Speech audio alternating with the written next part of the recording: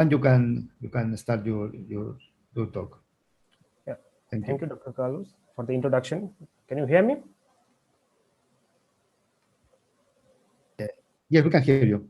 Yeah. So thanks for the introduction. And first of all, I will take this opportunity to thank Professor Udinshov for this PISA seminar talk. And I'm just switch off my video to consumption the internet. Okay. Is it okay to everyone?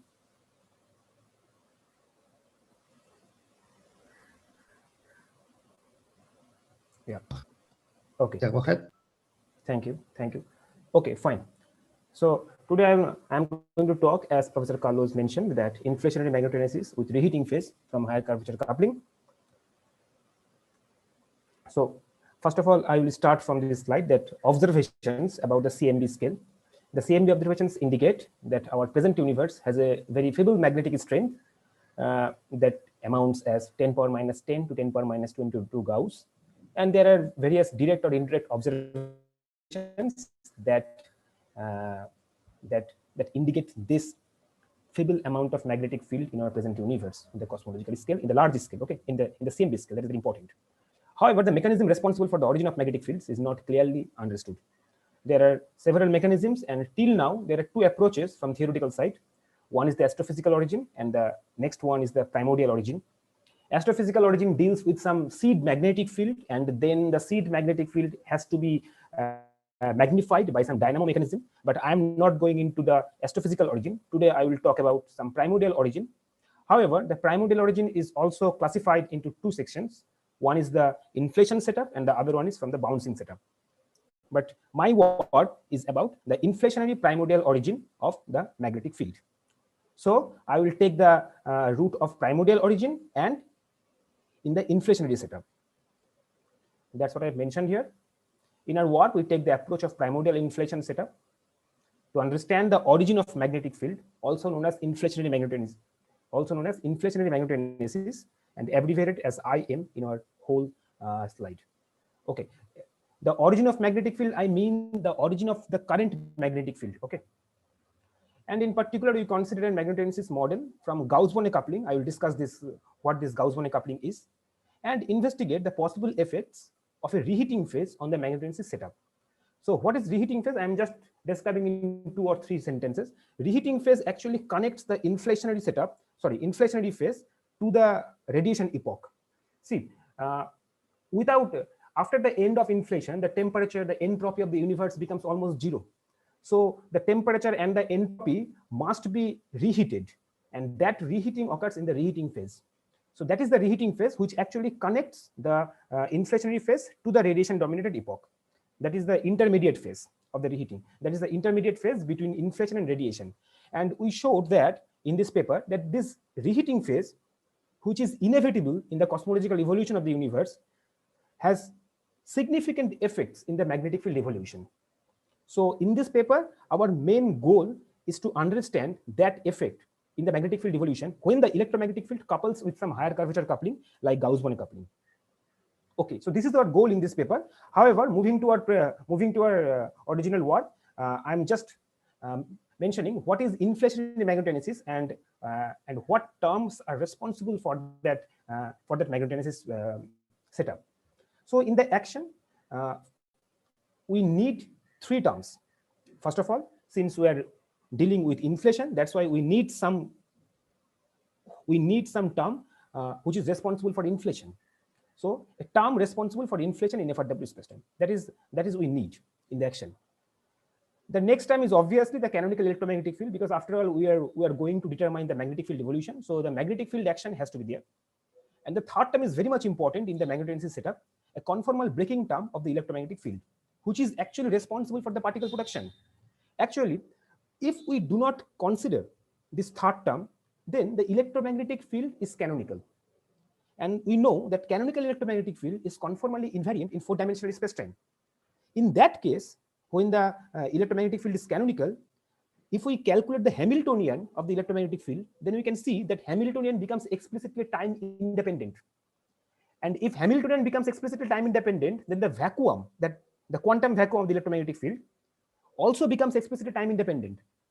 And that's why the Bogoliubov coefficient becomes time independent, that means no particle production will occur.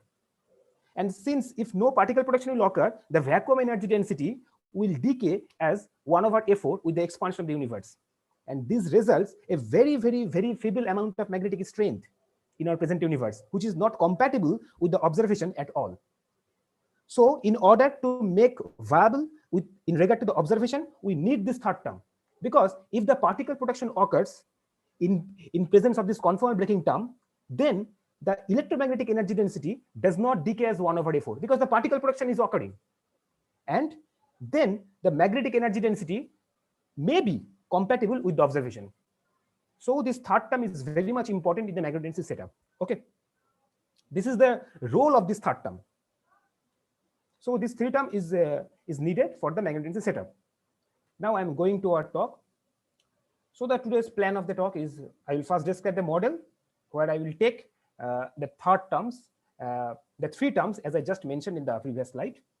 Then I will explain the expressions for electric and magnetic power spectrums, because after all we are going to evaluate the magnetic energy density at present epoch. So we need the expressions for electric and magnetic power spectrums. And then we'll discuss the electromagnetic field evolution in two cases.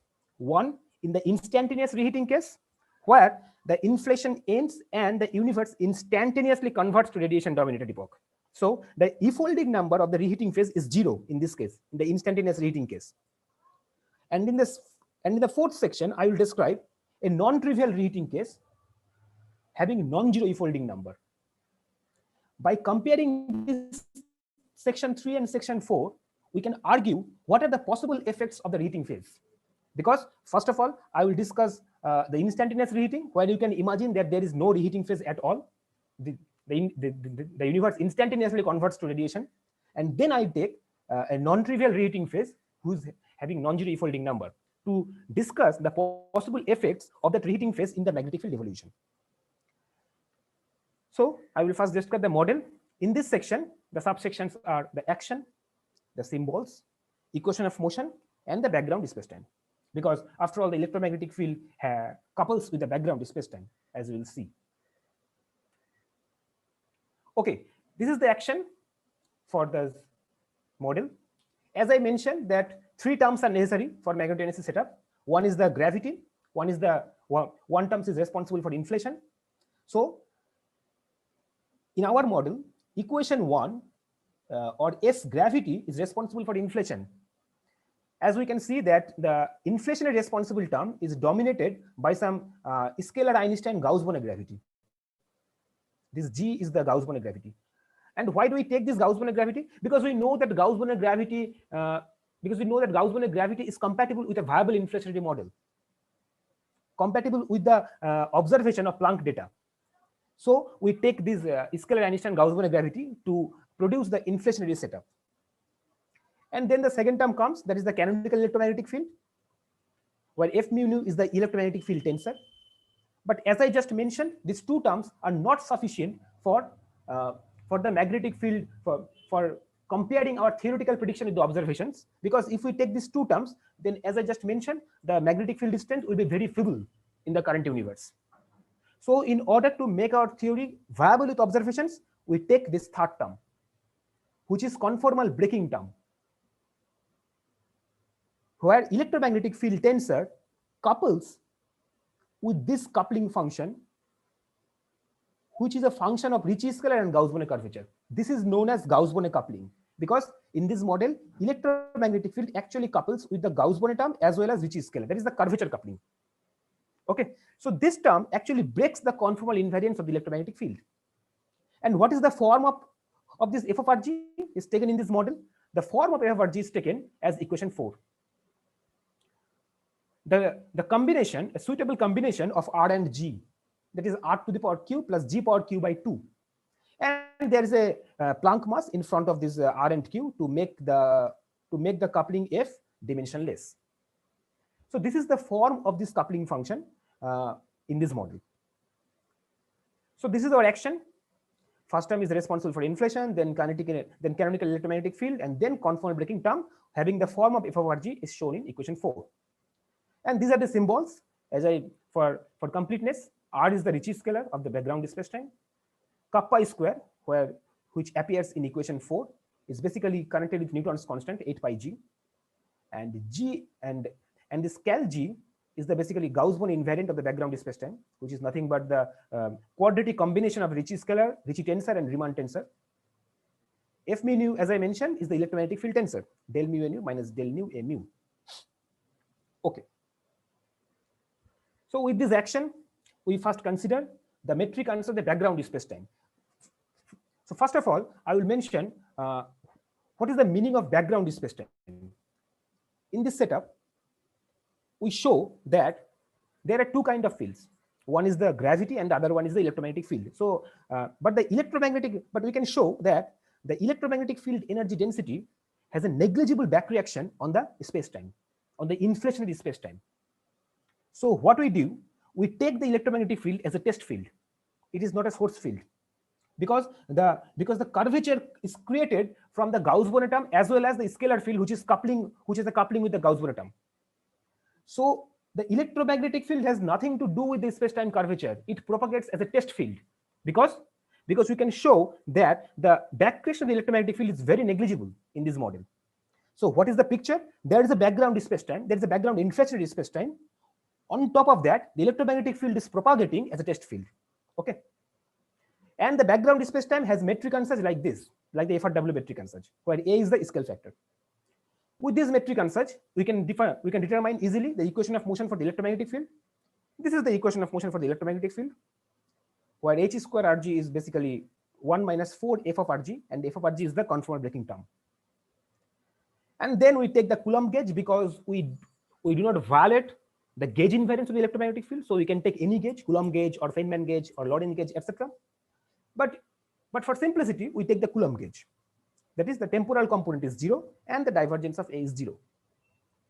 So with this Coulomb gauge condition, one can show that the temporal component of equation 5 becomes trivial, and the remaining is the spatial component of the equation 5, which is nothing but equation 6. So equation 6 is the spatial component of equation 5. Okay. See, due to the conformal breaking term, the electromagnetic field actually gets this second term.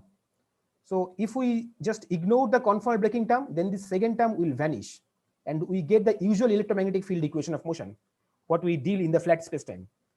But in this scenario, since the electromagnetic field couples with the background spacetime curvature, in particular with Gauss-Born coupling, so the electromagnetic field equation gets this second term. This is the most viral term to generate the photon during the inflation. Okay, see, if we closely aspect this equation of electromagnetic field, we can see that the electromagnetic field actually couples with the background spacetime curvature, right? So to solve this equation of motion, first we need to understand what is the background spacetime. Background spacetime means the inflationary spacetime. The background spacetime. So as I mentioned, S gravity, that is the scalar-Einstein Gauss-Born theory, is responsible for the evolution of background spacetime. Metric ansatz is this. And in the background spacetime, the cosmological epochs are given by starting from inflation. Then, as I mentioned, we will consider the reheating phase because it is inevitable. Then come the reheating phase, then radiation, and then all over to present universe. This is the background universe. Okay. So first of all, we have to deal with the inflationary epoch, then reheating phase, then radiation, and then the present universe. And at the junction of every epoch, we have to match the continuity conditions of the electromagnetic field. This is the procedure.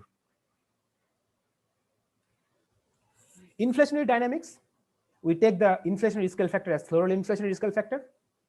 This is the standard floral inflationary scale factor, where eta is the conformal time, and beta is connected with the floral parameter epsilon. So in the inflationary dynamics, we take the floral scale factor. Then background reheating dynamics. As I mentioned in the introduction part, we consider two different reheating mechanisms. One is the instantaneous reheating, and the other one is the Canonical-like reheating mechanism, which is first described by Canonical et al. And the paper was published in PRM. So it is a non-trivial reheating mechanism which has non-zero E-folding number. But instantaneous reheating, you can think that there is no reheating at all because the universe just instantaneously converts to radiation. In the Canonical reheating mechanism, the Hubble parameter evolves like this way in terms of scale factor, where omega effective is the effective equation of state during the reheating phase. Okay, it is not the equation of state during the inflation, it is the equation of state during the reheating phase, because this is the Hubble parameter during reheating phase. Okay, and moreover, the Canonical reheating mechanism has a non-zero folding number, which is denoted by NRE. Unlike to the previous one, that is unlike to the instantaneous one, in particular, NRE actually depends on omega effective and some inflationary parameters. Okay, and the background radiation dynamics is very easy, where Hubble parameter is proportional to 1/a square, because the equation of state is 1/3. So this is the three background dynamics. One is inflation, then reheating, then radiation. So after getting the information of background dynamics, now we are going to determine the electromagnetic field evolution propagating on top of this background spacetime. Am I audible? Just for sure. Hello. Yes, we can hear you. Yes, we can hear you. Okay, We can okay. hear you. Thank you very much. Just for sure. Yeah. Okay. So before going to the electromagnetic field evolution, just for curiosity, I'm just mentioning the conclusion in 2 or 3 points. As I mentioned, in such setup, we explored the evolution of electric and magnetic fields for the 2 different reheating mechanisms, namely the instantaneous reheating and in the Canonical reheating.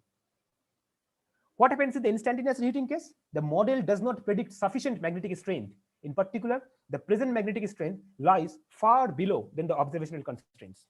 We'll see that in the instantaneous reheating case, the magnetic field decays very faster, and at present epoch, we don't get the observationally compatible magnetic strength, even in the presence of conformal breaking term. However, in the Canonical reheating phase, we'll see that magnetic field decays slower than the instantaneous one, and that's why the current magnetic strength enhances and becomes compatible with the observation. This is the effect of the reheating phase, a non-trivial effect of reheating phase in the magnetic field evolution. Okay, so I will describe these 3 points one by one. First of all, general expression for electric and magnetic power spectrums. This is very trivial. From the electromagnetic action, we first derive the energy momentum tensor. And from this energy momentum tensor, we will describe electric power spectrum and magnetic power spectrum. And we know that electric and magnetic field depends on the observer. So in this case, we are considering the co-moving observer. Okay, so this electric and magnetic field is with respect to a co-moving observer. And this P eta and Q eta, I have not written the exact form of this P eta and Q eta. Actually, this P and Q carries the information of this conformal breaking. See, when P and Q becomes 1, then we get the usual electric power spectrum and magnetic power spectrum, what we deal in Maxwell's theory. But in presence of P and Q, which is different than unity, this actually deviates from Maxwell's theory, because due to the coupling between the electromagnetic field and the conformal couple and the small f. Okay, so this P and Q actually encodes the information of this conformal breaking term. Now we are going to determine the electromagnetic field evolution in the instantaneous reheating case. We know that in instantaneous reheating case, there is inflation, and after inflation, there is radiation. So we need to determine the electromagnetic field evolution during inflation, and then during radiation or after inflation. And all over that, we finally determine the present magnetic strength. Okay, fine. This is the equation of electromagnetic field during the inflation, where H is given by this equation, by this expression. How we get this expression? Because remember, just a minute, H is basically 1 minus 4 f of Rg, and f of Rg is combination of Ricci scalar and Gauss-Bonnet scalar. And during inflation, the scale factor evolves like this way. So by this scale factor, we can calculate Ricci scalar and Gauss-Bonnet scalar, and by plugging this expression into f of Rg, we can easily determine the expression of H during inflation. So this is the expression of H during inflation, okay, by using the Slorol inflationary scale factor, where Q is the model parameter and eta naught inverse is the inflationary energy scale. Now to solve these equations, we need 2 initial conditions, because this is a second order differential equation, we can see that. And these 2 initial conditions are coming from the Bunch-Davis vacuum. What is Barnes-Davis vacuum? Barnes-Davis vacuum is basically the vacuum state of the electromagnetic field corresponds to the sub-Hubble regime. So when all the perturbation modes lie within the horizon, then it starts from the quantum vacuum.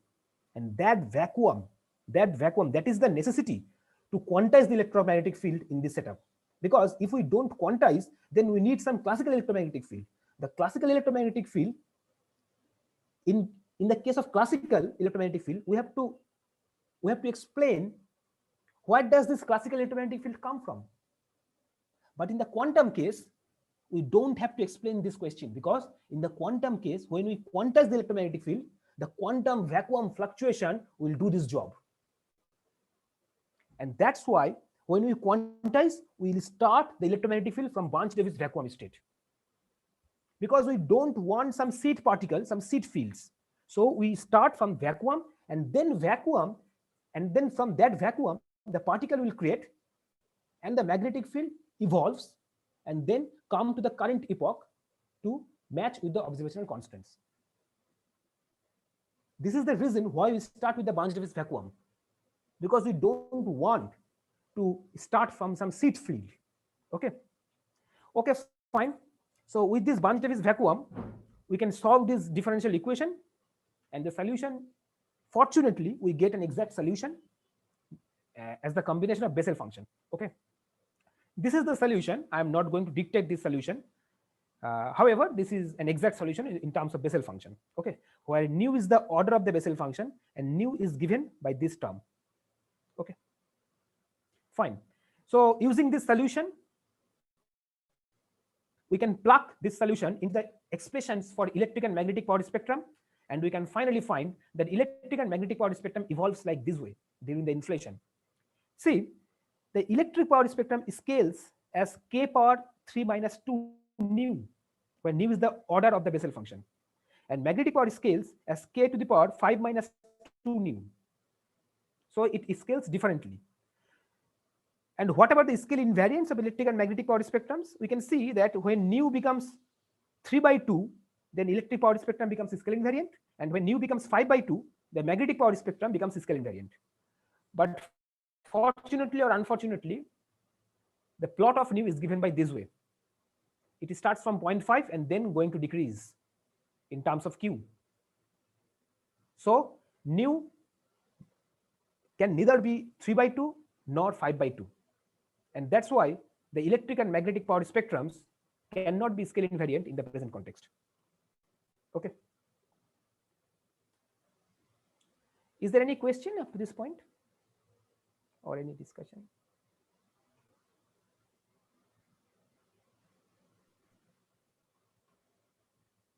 Okay, okay.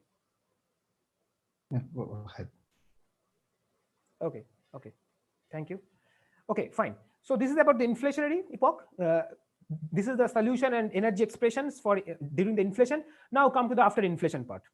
After the inflation, we can safely take that the electromagnetic field becomes conformally invariant, because see, after the inflation, the Ritchie-Scaler and Gauss-Bonnet coupling becomes so small in terms of Planck mass, and that's why f of Rg can be safely taken as 0.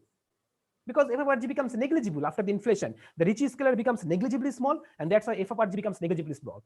That is, the conformal breaking coupling goes to 0. And in the instantaneous reheating case, since the universe enters the radiation epoch just after end of inflation, and during the radiation, the conductivity of the universe is very large during the post-inflation. And due to these two conditions, the electromagnetic field evolution goes by this way during the post-inflation, where sigma is the conductivity, Ck and Dk are constants. Okay, this is the evolution of electromagnetic field during the post-inflation. Now, since sigma is large because of the radiation dominated epoch, so this term goes away because it is exponentially suppressed, and electromagnetic mode function becomes constant. Since electromagnetic mode function becomes constant, the electric field goes to 0, because the electric field is basically the time derivative of the electromagnetic mode function. Okay, thus during post-inflation, the magnetic energy density evolves as e to the power minus 4, and the electric field rapidly goes to 0. So we get the magnetic evolution as well as electric evolution during the inflation and after the inflation. Using these expressions, or using such evolution of magnetic and electric field, we can determine the present strength of magnetic field in the case of instantaneous reheating, which you can see we get this kind of magnetic strength at present epoch, 10 power minus 62 Gauss, which is very feeble in terms of observation. Okay, so this is the story of instantaneous reheating.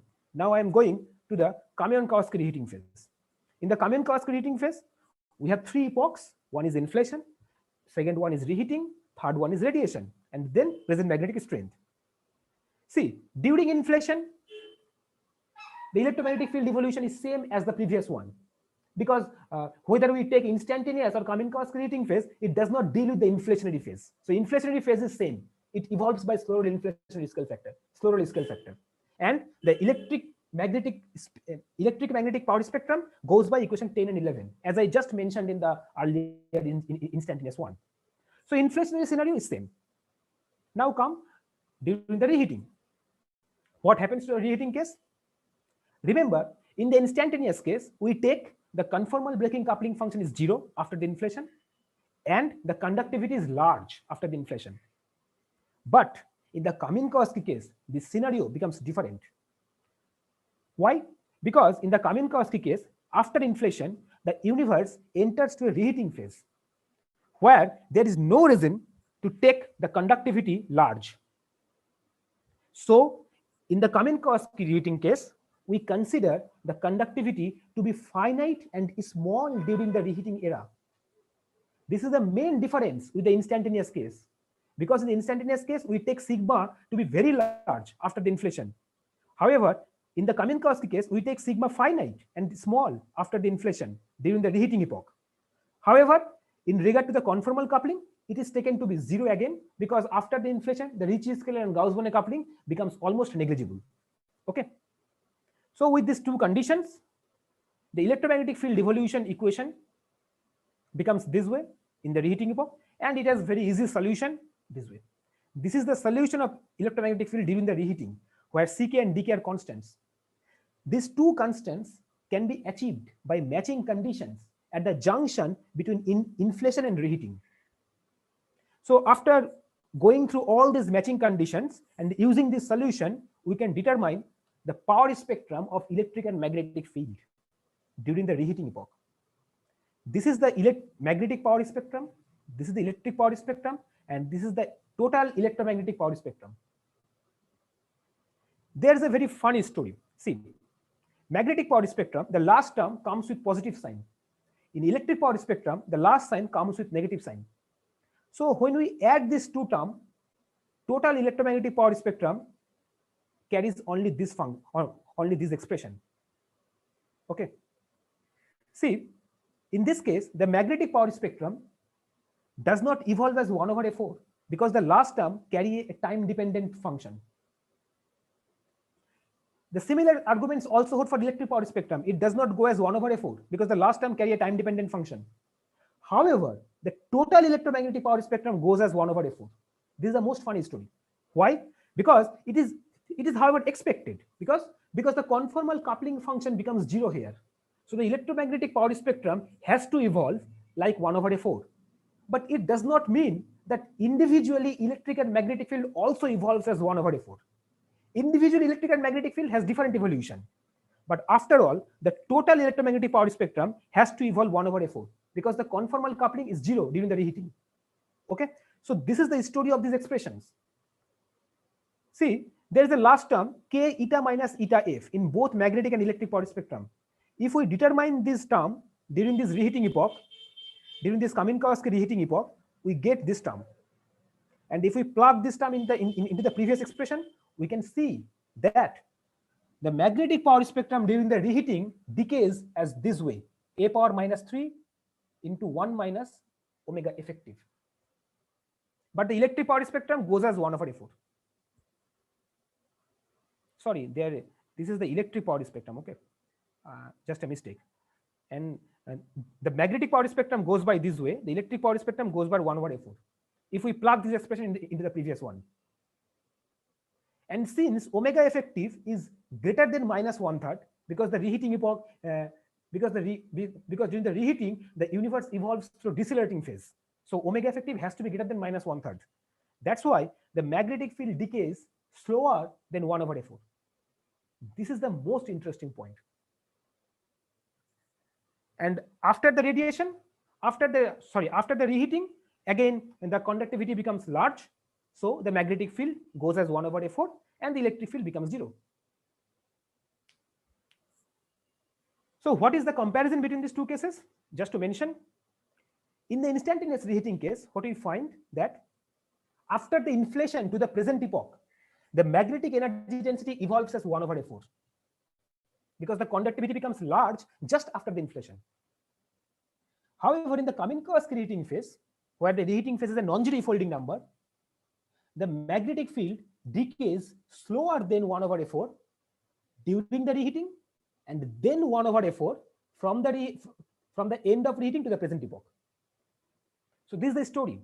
If we can imagine the whole evolution of the universe, we can see that when we consider the instantaneous reheating, the electromagnetic field, the magnetic field decays as 1 over A4 just after the inflation from the end of inflation to the present epoch. However, in the Canonical, there is a phase, which is the reheating phase, where the magnetic field decays slower than 1 over A4 and then 1 over A4 from the end of reheating to the present epoch. So as a whole, the electromagnetic field amplitude decays slower in the Canonical reheating phase compared to the instantaneous reheating case. As a result, the magnetic strength in the present epoch enhances because it decays slower than the instantaneous reheating one. That's why I've written here. Thereby, it is clear that the reheating phase with a non-zero folding number, that is an elongated reheating phase, enhance the magnetic strength at present epoch in comparison to that of the instantaneous reheating case. This is the most interesting part of this work. We showed that in the higher curvature coupling magnetogenesis setup, the reheating phase actually enhance the present magnetic strength because it's slower, because due to the reheating phase, the magnetic energy density decays slower than that of the instantaneous case. And in the Canonical reheating phase, we plot the current magnetic strength with respect to the reheating equation of state parameter, and we find that within this regime of reheating equation of state parameter 0.28 to 0.3, the current magnetic strength becomes compatible with the present observation, that is from 10 power minus 10 to 10 power minus 22 Gauss. So in the instantaneous reheating case, we get a very feeble magnetic strength, that is 10 power minus 62 Gauss, which is very small than the observation. But however, if we incorporate the Canonical reheating phase, which is very much inevitable in the cosmological evolution of universe, because without reheating, the cosmological evolution of universe is incomplete. So if we incorporate the Canonical reheating phase and investigate the effect of it into the magnetic field evolution, we can see that it enhances the current magnetic strength, and as a result, it becomes compatible with the present observation. Not only that, we also constrained the reheating equation of state parameter from 2.8 to 0.3. This is also an interesting part because we have very small knowledge of reheating phase. We have very small constraints of reheating phase. What are the reheating equation of state? What are the constraints of reheating equation of state, of reheating temperature, etc., etc. So in this work, we also can constrain the reheating equation of state parameter from the perspective of magnetic strength, and the constraint is given by this 0.28 to 0.2965. This is the viable constraints on reheating equation of state parameter from the perspective of present magnetic strength observation in the CMB scale. So that is the work. Since I have only 30 minutes, that's why I have to go a little bit fast. Sorry for that. But since I don't want to go over time, that's why. This is the take-home message. Finally, I think I can convey the actual message of this work. So first of all, we considered a Gauss-Bonnet coupling magnetogenesis model with a reheating phase having non-zero folding number as well as zero folding number. Zero folding number means instantaneous, non-zero folding number means Canonical reheating phase. For instantaneous reheating case, the magnetic energy density decays as 1 over A4 from the end of inflation to the present epoch. However, for Canonical case, the magnetic energy density evolves slower than 1 over A4 from the end of inflation to the end of reheating, that is by this way, and then goes as 1 over A4 from the end of reheating to present epoch. As a whole, the elongated reheating phase actually enhances the magnetic strength in comparison to that of in the instantaneous reheating case because of this evolution. And finally, as a result, the instantaneous reheating case predicts a very feeble magnetic strength at current epoch. However, the case with NRE not equal to 0 predicts sufficient magnetic strength that compatible with observational constraints. The reheating equation of state is suitably constrained from the perspective of inflationary magnetogenesis observation, which is also a new part of this work because, as I just mentioned, you can think that reheating parameters are very little constrained. We have a very little constraints of reheating parameters. We have very strong constraints of inflationary parameters, but the reheating parameters are very less constrained. So this is one of the constraints of reheating parameter from the perspective of a higher curvature magnetogenesis model. Okay. And finally, with this take-home message, I want to thank everyone for your attention and have a nice day. Okay, thanks a lot, Tanmoy, for the talk. So now we have time for questions and discussions. So anybody would like to make any question? Please raise your hand in the Zoom. Okay, I have some questions.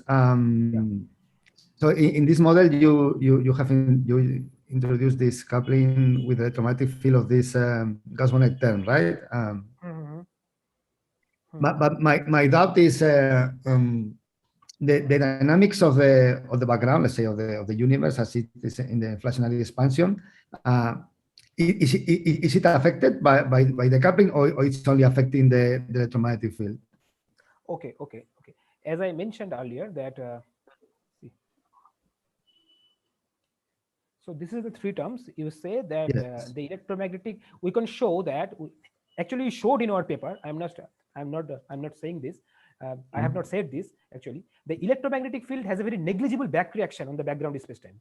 Yes, yes. And that's why we can say that this electromagnetic field has nothing to do with the inflationary spacetime. It is just it is just a test field. Yes.